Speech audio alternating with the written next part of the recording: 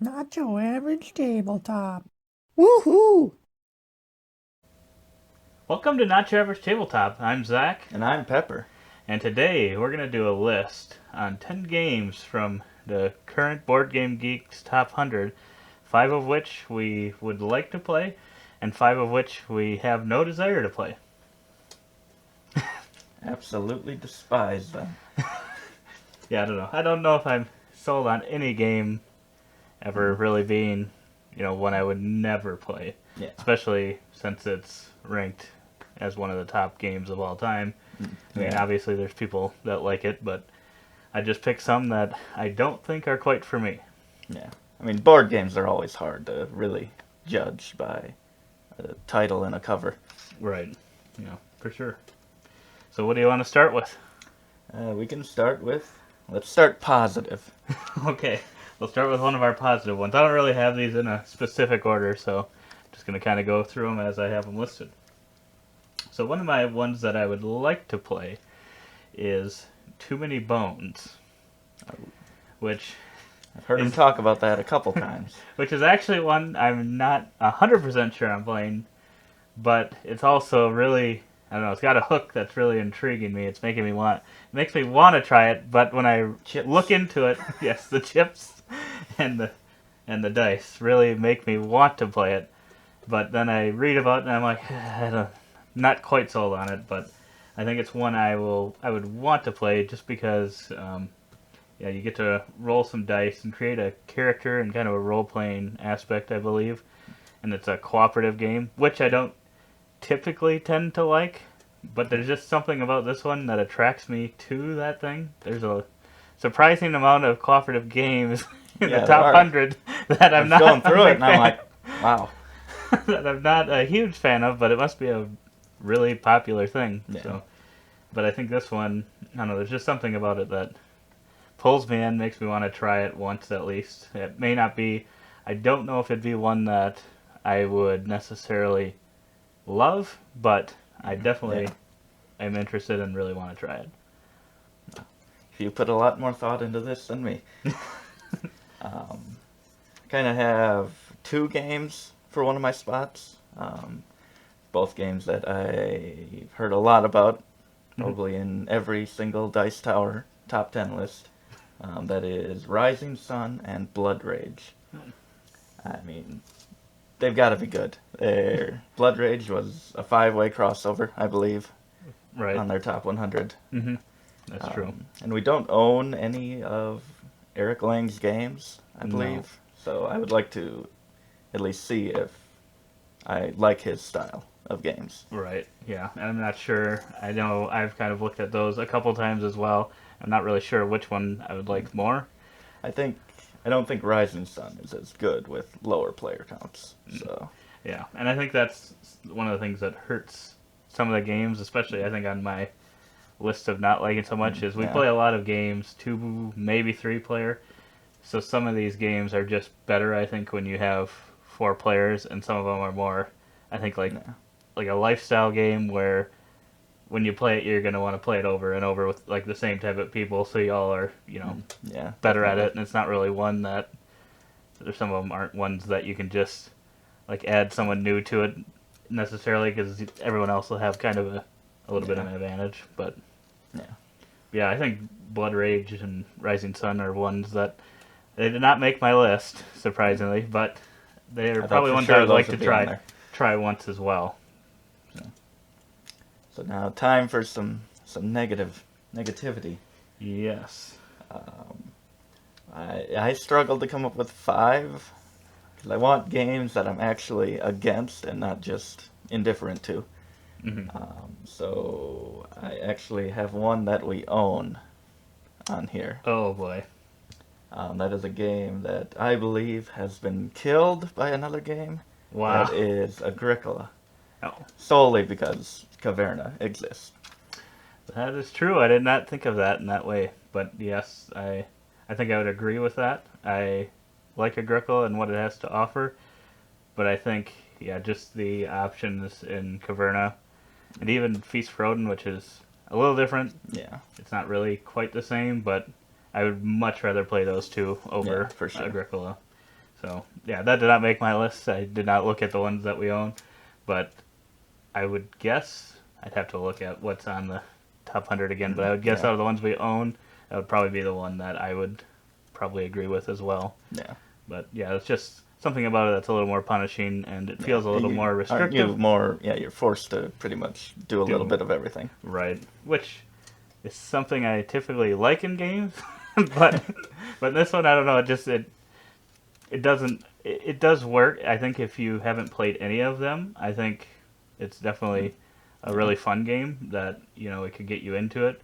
But I think once you've played it and then maybe played some of the other ones, it kind of loses its luster a little bit. I think. Yeah.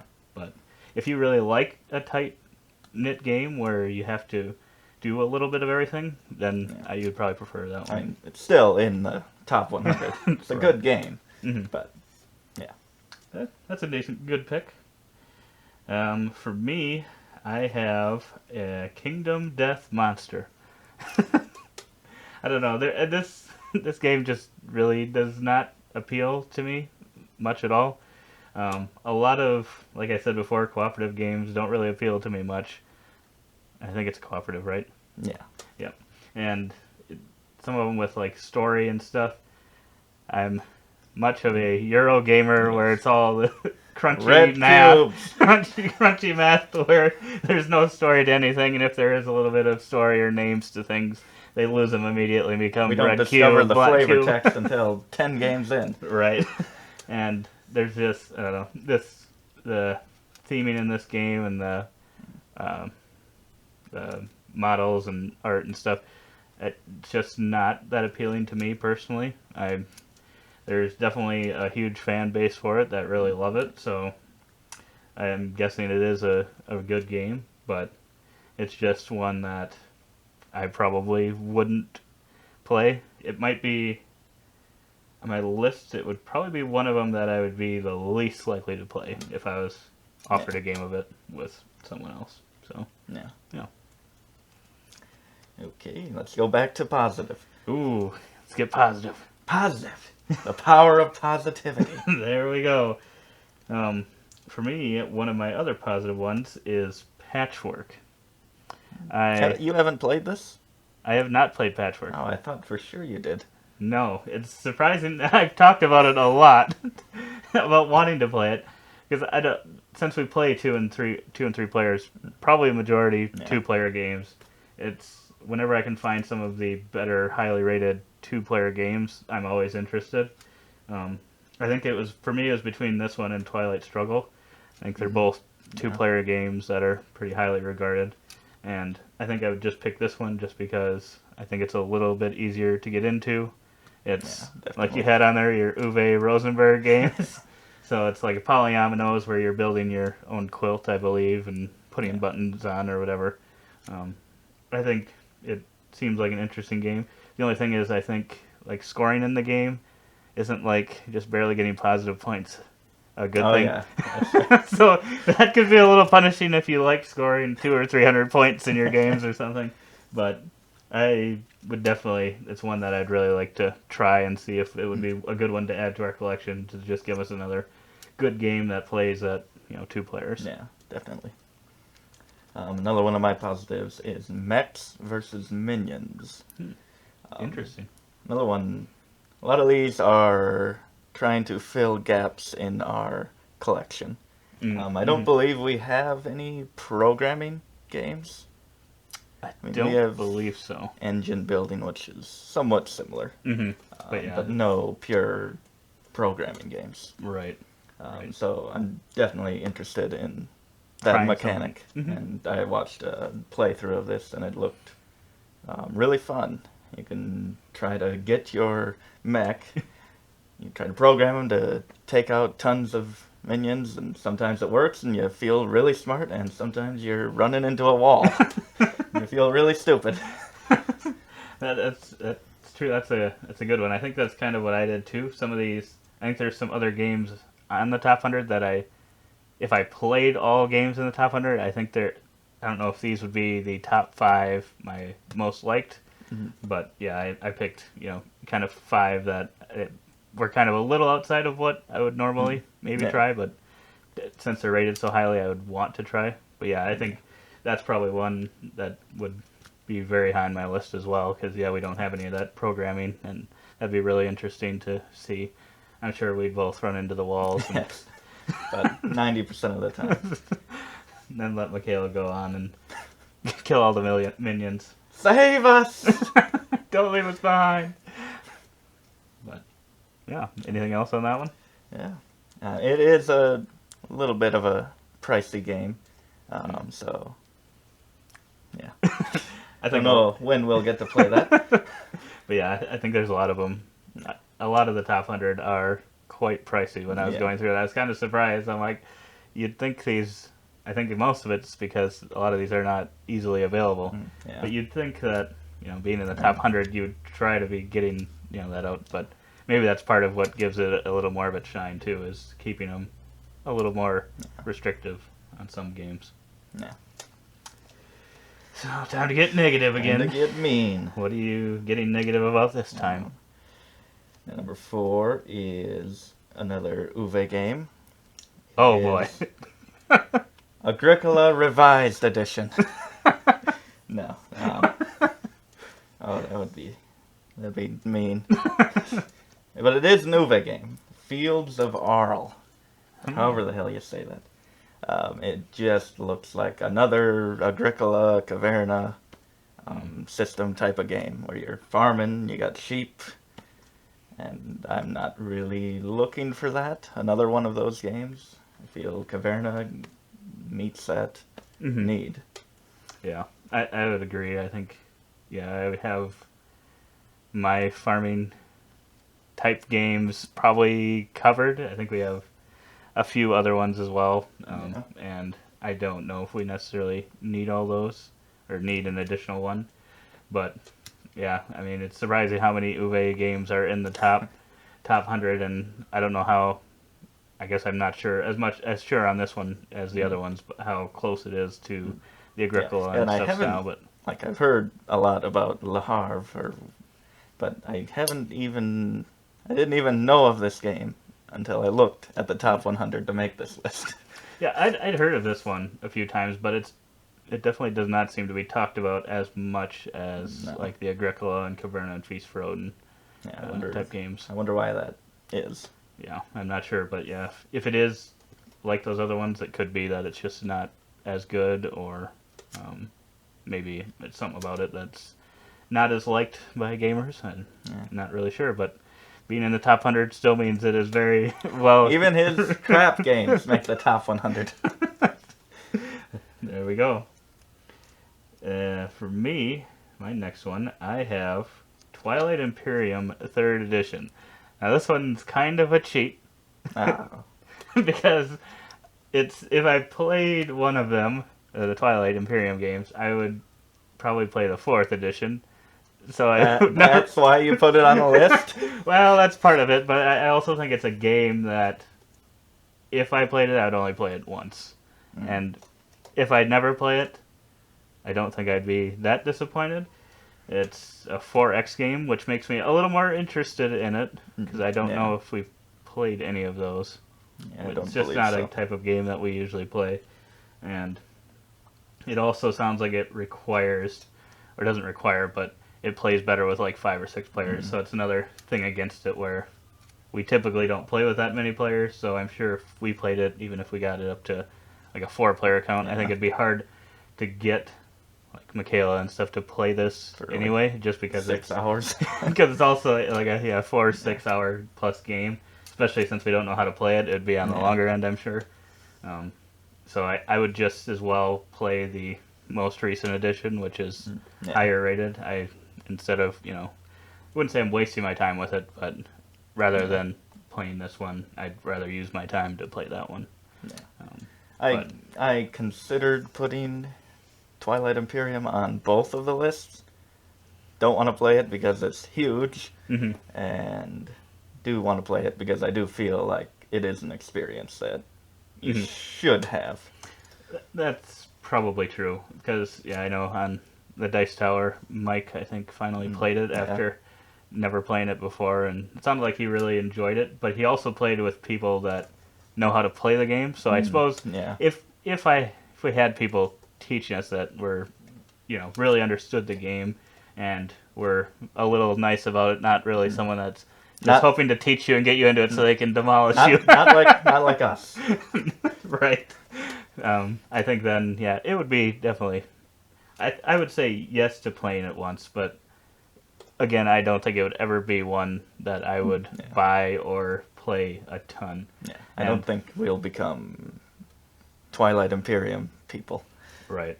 Yeah. Which I think it's one of those lifestyle games. Right. It's another one of those, and that's a tough thing too. Is it's like even if I play it once, it'll probably take at least that game to understand what's going on. So then it's like you're dedicating yourself to 2 games of it, which doubles the time and all of that. So it makes it a little tougher. But yeah, that's one of my games I would not likely play. We're back to positive now. Time to get positive. What do we got here? I think my next one I've got on here is Anachrony. Now this might be one more up my alley that I think might be rated higher. It's more than a lot of these other games on here. More of one of those crunchier, I think, Euro style games, which is something I really, really enjoy. And it sounds like it's just it's got worker placement, and then there's like a time travel-esque thing, but it really comes down to basically taking out a loan and then paying yourself in the future. So but it's a time travel theme, so you get that, and I think some of the stuff in the game is decently nice for components and stuff. Definitely. But it's also a game where there's a lot going on. That's probably one of the reasons I haven't tried it yet, is I think it takes a little bit to get into. It would definitely take some play. So it would have to be one that I think that you would definitely want to play as well. I don't know how you feel about it, but I don't know for sure if I would easily get Michaela to play it. I think it would maybe take some tempting. once. Right.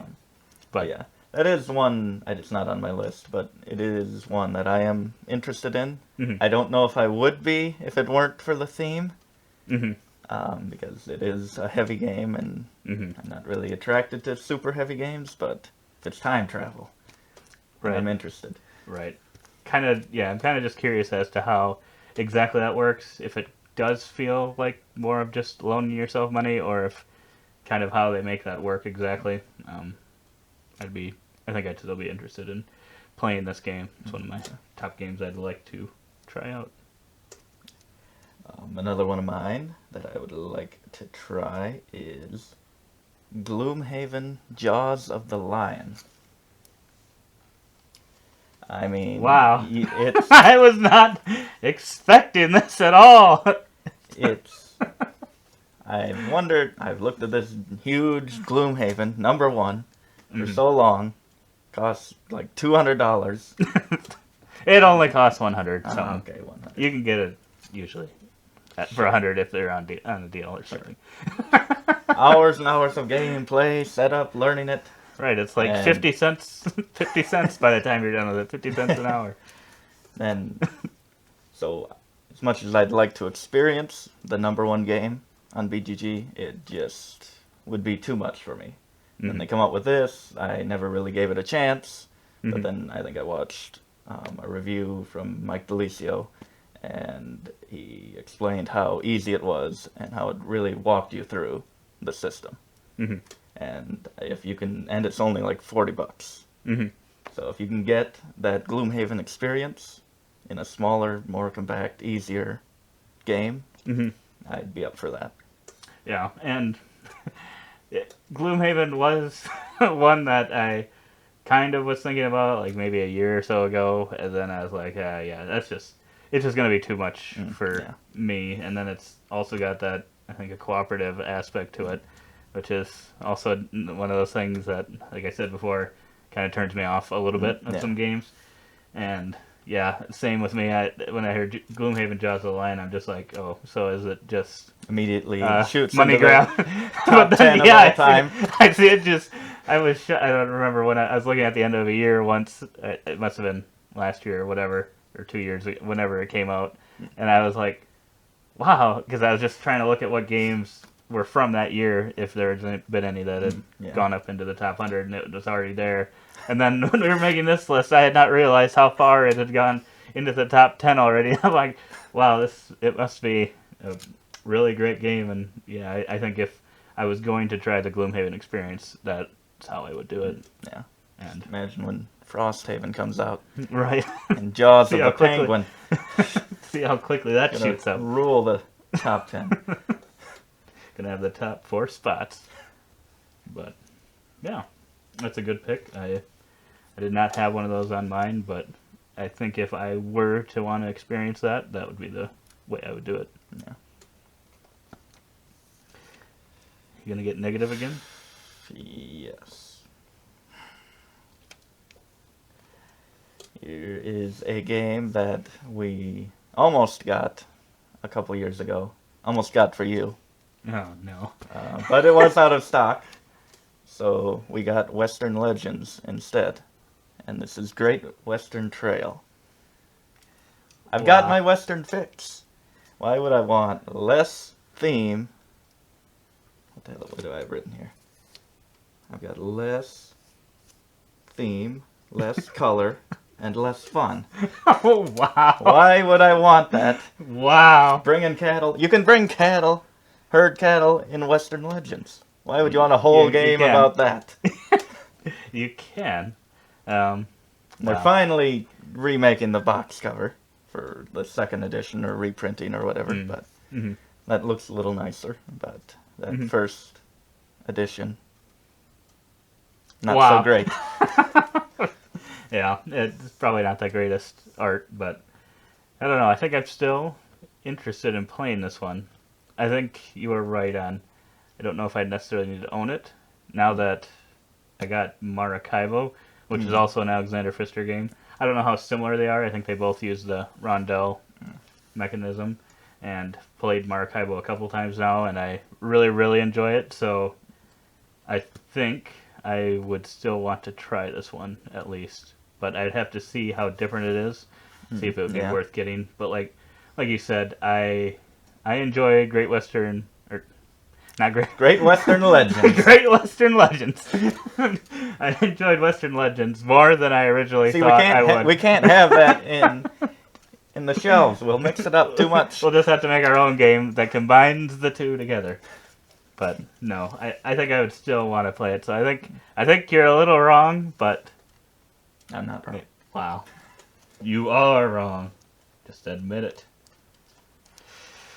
Oh boy, what do I got on here next for my game? I have Battlestar Galactica. I have no opinion.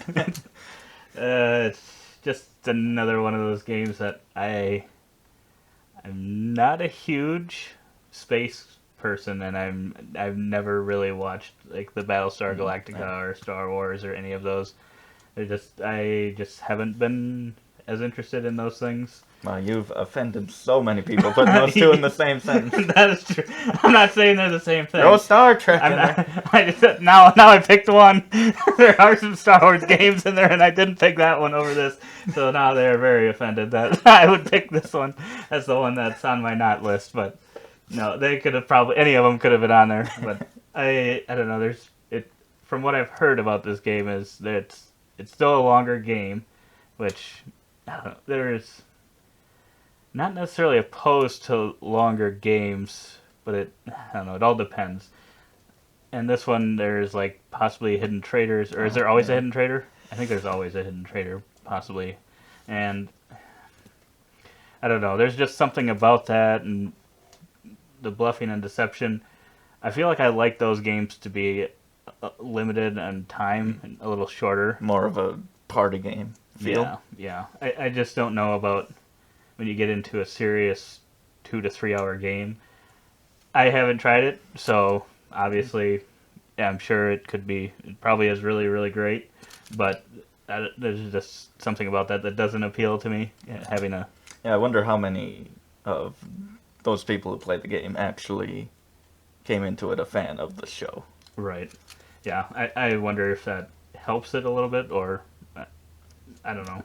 That's probably part of the reason too. If it was a different theme, maybe I would be more likely to try a game like that. But I don't know. I'm trying to think if it was, and I have no idea how similar this would be or how the gameplay of it. But if it was more of like a Game of Thrones thing, which I'm sort of into, I don't know. Maybe then I would have a little more interest in it, with kind of the deception, bluffing type thing. Yeah. So it might just be the theme itself that turns me off, but yeah, it's just one that I just wouldn't be that into. And it's another one, I think, where it's a higher player count type game. So those just automatically are tough for me. But I guess, if I've never been to a convention, board gaming convention, but if I started going to some and people were there, like some of these other games, willing to teach these games, then I might be more likely to do it. I just don't think a lot of these are more probably games I would never search out myself to try to learn to play. But I think if someone was willing to teach me, then I'd be more willing to learn them. That's the case with a lot of these. They're just too much investment of money and time, to where if you did go to a convention, it would be a lot easier to try all these new things. Right. Yeah. I agree. Should we do another negative one, so then we'll eventually end on a positive? Sure, why not? I'll get negative again with Robinson Crusoe. I almost put this on my positives. Ooh! So it's another one. The worst part about some of these is I don't know as much about them just because I haven't been as interested in them. But You're just from what I've heard, that you're gonna it's get whooped. It's another very, very punishing game, it sounds like. I think, did Tom and Z play it with the creator? Yes, they did play it. And it is a very, very punishing game. It's another cooperative game. I know I keep saying that because I'm just not a huge fan of cooperative games, but I did have it on I had one on my positive list, so. Yeah. But I want my, if I was going to do cooperative games, I'd want them to be difficult, but I also want them to be at least beatable, and especially, I don't know if this is a longer game, but I don't know, there's just something about if you make it too difficult that it's just, it doesn't feel rewarding. But when you finally get it. That's true. You just go into it with that mindset, like, will this be the one? That's true. But yeah, when I first saw the cover and stuff, I was actually quite interested in playing. It looked like kind of a game where you're going out and searching for treasure and, I don't know, that type of thing, maybe. Not nearly that rewarding. So that's what had me at first, but then Gold! Wolves! Then I look at kind of what it is, and I'm like, oh boy, well that's not quite what I thought. So, yeah. That one surprised me. I watched the playthrough, or one of them. I think they've done a few. And it was easier to follow than I thought it would be, but it still was very, very punishing. Yeah. But I guess, so you think the game was easy to play? I think we could play it somewhat easily. Cause, yeah, I think that was part of it too, was the fact that I wasn't sure how easy it was to learn.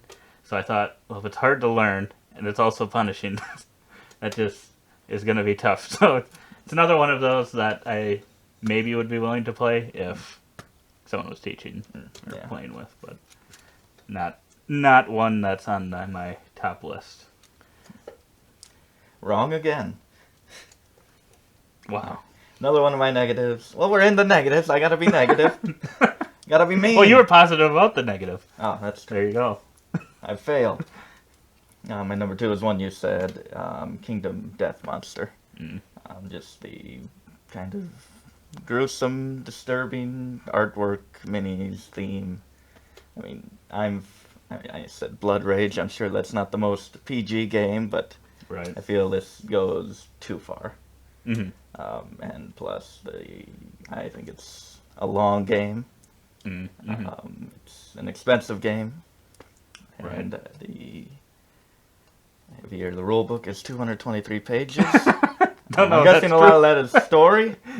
Right. And yeah, another campaign game where I don't think I would want to play a full campaign of this.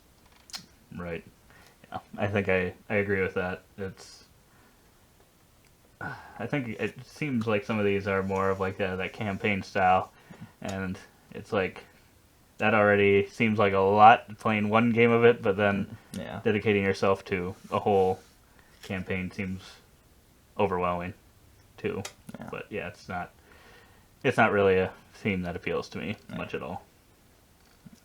It's probably one of the least likely ones I would get talked into playing. Me too. We agree on something. But I'm sure there are people that love it, and if it's their favorite game, it's their favorite game. And they're wrong. And they're wrong. They are so wrong about it. So let's get positive. Positivity. Positive Pepper, what do you got? I've got Crokinole. Ooh, that was one I was thinking of putting on there. Something about it. Another one that can be expensive if you get a good board. Mhm. But I think another one where I think you should have the experience of this game. It's somewhat of an elegant flicking game, if there ever was one. Right. But yeah, it's definitely feels classier than most. It feels like if you had like a nice Dexterity chess games. Yeah. set or something. It feels like you're Conversation piece. right. Kind of. It Although feels it like is huge. It feels like a more action type chess. Like Yeah.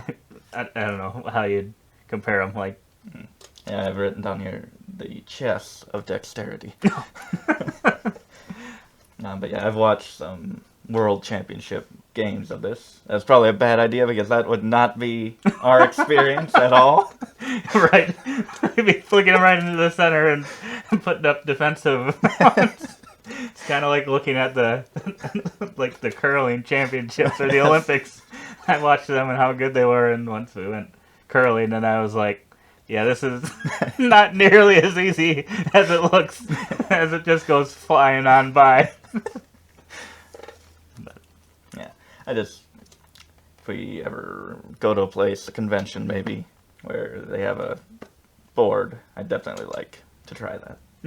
Yeah, for sure. And it doesn't seem like one that, I guess I don't know how long the games are, but I feel like it's not a long game. No, I don't think so. Or it doesn't feel long. And yeah, I think it's probably also one you could play with a lot of people. That'd be probably one good thing to owning it.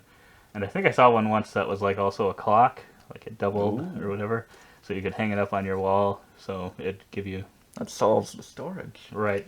That's one of the things with it too, because I think that it's quite large, so storing it could be an issue if you don't have a dedicated place for it. But yeah, it's definitely one as well. That one is also probably in my top 10 of the ones I have not He's played. coming around. So yeah, I'm surprised that's in the top 100. That's weird.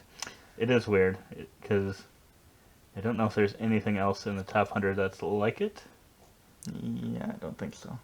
That is strange, but no, it's definitely a solid looking game. I would definitely be interested in it. Like you said, it just looks and feels like a classic game, but I don't know. Yeah. I don't know how old it is or what, but it looks classic. Yeah. For positive for me, I've got Through the Ages, a new story of civilization. Ever since At least there's we've an got active- my favorite game, Tapestry, and people have said this is not a civilization game. I'm like, okay, I've got to play some civilization games just to see. You know, I probably will agree that it's probably not a civilization game, but it is to me. But this one is, I think, the highest rated one. It's one that I'm interested in.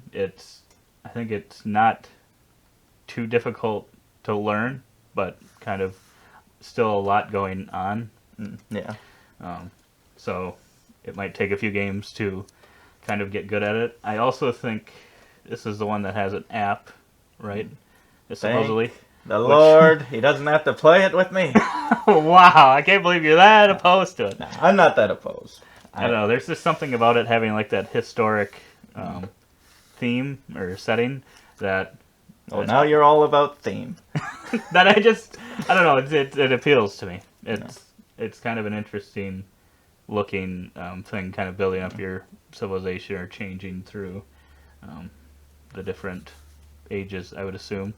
But yeah, I think it's one I would definitely want to play, especially if it's one that I can get on the app, and if the app is as good as I think people say it's a pretty good way to play it. I've heard people who love the game and they don't even play the physical copy anymore. Right. So I think if I can learn it that way, that would be even better, because it was definitely one that was on my list, but it was always like, am I going to find people to play this with, and am I going to want to set this all up?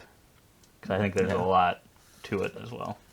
But it is one of my top ones that I want to play, and it's a little bit different than what we have. Yeah, I do remember looking at how that plays a little bit, and I was surprised how, I mean, it's not accessible, but it was easier than I thought. Okay. So, yeah, I'd be interested. Okay. Now we got the last but not least. Negative. And like I said, mine are in no particular order. So, for my last negative, I've got Eldritch Horror. Going back to theme. This is not a theme that appeals to me. Don't like the Lovecraft? It's not really as much into that Lovecraftian theme. Which I think there's a lot of the different games that are out there about it, and there are a lot of popular games. And they're probably all really good games. This is another one that has that storytelling type element. There's just, I don't know, it's weird, because I did like the story in Clank Legacy, but I don't know how much, some of these that are like cooperative games and stuff, I don't know how much I would like the story in them. Maybe I would. I don't know. It's tough to say. One. I've got to try one. But yeah, it's another one that the theme is not pulling me in, and the theme is not as bad as Kingdom Death Monster. This one can be a little more cartoony, like Clank is. So a little nicer, more palatable. But yeah, it is kind of on that edge of, I don't know if I really want to play this. Not that good of a feel. Yeah, but it's another one that, if someone really loved the game and wanted to teach me it, I would probably play it once, but I would never go out probably searching it on my own and playing it myself or finding a group to play it or whatever. Just another one of those. And here is just another one of those ugly, boring games that you love. What's it gonna be? What Euro game is it gonna be? Lorenzo il Magnifico.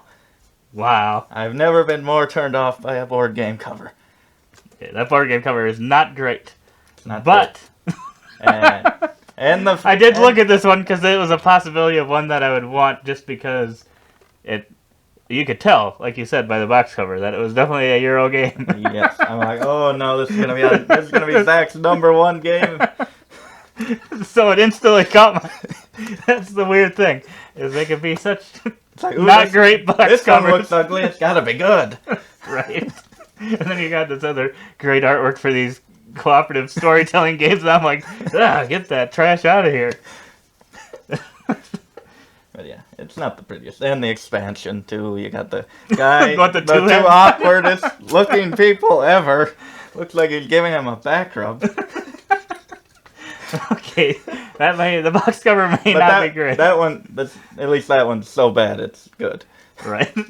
This one's just bad. But yeah, and then I watched I may have been biased when I watched How to Play, but it seemed just as boring as the cover. So I'm sure I would love it. Probably. Yeah, it was one that I was possibly thinking. It sounded like a game that I would probably like, but it also didn't sound like it was.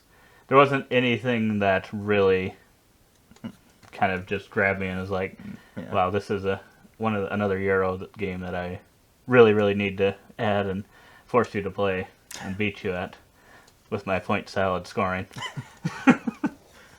But I think I would disagree on that one. I may have been I'll a let little. you have I your- may have been a little too harsh.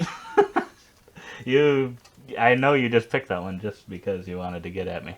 You were hoping that it was on my list. Luckily, it was not. Dang it! Saying it's So- not your number one. Wow. Nope. Then So I think we must have the same number one. why would you think that? There's all those other tasty Euro crunchiness games out there on the top 100. That's true, but for some reason I think you picked a cooperative game as your number I one. did, and I've been waiting to say it just because all these other ones that I dislike were cooperative games. And the worst part is this one also, I believe, has story. Yes. So I guess something about this story seems more appealing than this other story. But I have Pandemic Legacy Season 1. I have the whole Pandemic series. A little bit of a cheat. That is a bit of a cheat. A little bit. Well, I just thought I would pick one of the top ranked games of all time. Number 2, currently. Till Jaws of the Lion knocks it off. But, yeah, there's after playing Clank Legacy, I wanted to really try another Legacy game. The Pandemic game, I think, indifferent towards. I think it's just tough when it depends the group you're playing with. If there's any people that don't really want to play or aren't as into it, they're probably going to let someone kind of lead the group. Yeah. But that's more of like a group problem than like a game problem, because if you had everyone trying individually, Yeah, for then sure. and making their own decisions, then that's not really a problem. But yeah, the legacy part of it, I think, is what really pulls me to it. And it's just kind of a, you go through it once and then don't play it again. Yeah. That's the difference from that and like the Clank Legacy, where you can still use your stuff after the game. But I think that's what makes, I don't know, there's it's hard to now say that I want a cooperative game with story after One of dissing these other co-ops games. has to be good.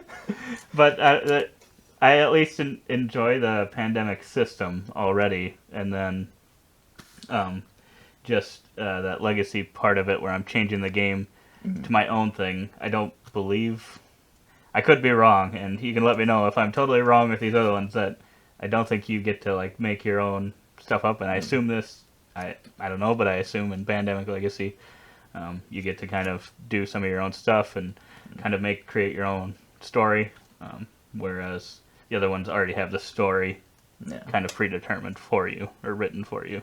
Yeah. There's just something fun and unique about that. Yeah. I've known for a while, like, we're gonna play all the Pandemic seasons at some point. Mhm. So, even though we aren't the biggest cooperative game people, if this is number 2, it's gotta be good. Right. Especially, I think now Clank has actually broken into the top 100 as well. Yeah. And if they're both legacy games, it'll be definitely a little different because that's not cooperative. Yeah. So there's still some competitiveness to it, so it'll be a little different. But at the same time, based on kind of our experience with that, where we kind of, it seemed like, teamed up during some things, I think Yeah, a we little could bit. definitely still enjoy this type of cooperative game. But it's just a matter of who we're going to play it with, or if it's just going to be us two trying to make our own plans for ourselves and turn it into a competitive game. I'm gonna save the world! So yeah, that's our 10 games. Do you have anything else to say about the Pandemic series? The Pandemic series? I don't know. I have looked around. I don't know if it's good to jump directly in to the seasons. So it's kind of hard. Would I want to get the base Pandemic to play it 3 times to get to know it and then play the seasons, or just jump right into it? I've never been able to find a conclusive answer if you can play the seasons, a base game Pandemic, with it before you start. Right. I would think it'd be kind of a similar level to Clank, where we only played that one time Yeah. before. But it was a similar system, sounded Yeah. like. But yeah, I suppose, getting or understanding how it works could definitely be important. But yeah, those are the games that we have that we would want to play at some point, and some that we will be may forced not to want to play by their brother at some point, and they will die inside. Let us know if there's any that we were totally wrong on, that we definitely should play, or that we definitely should not play. Or if there's any other games in the top 100. I think we've played about 30 to 35 of the top 100 games currently. Let us know if there's any one out there that it's like, oh, you need to really play this one, or avoid this one like the plague, because it's a terrible game. But otherwise, I think that's what we got. Yeah. Thanks for watching. Give us a like and subscribe if you liked what you saw. Otherwise, keep on nibbling.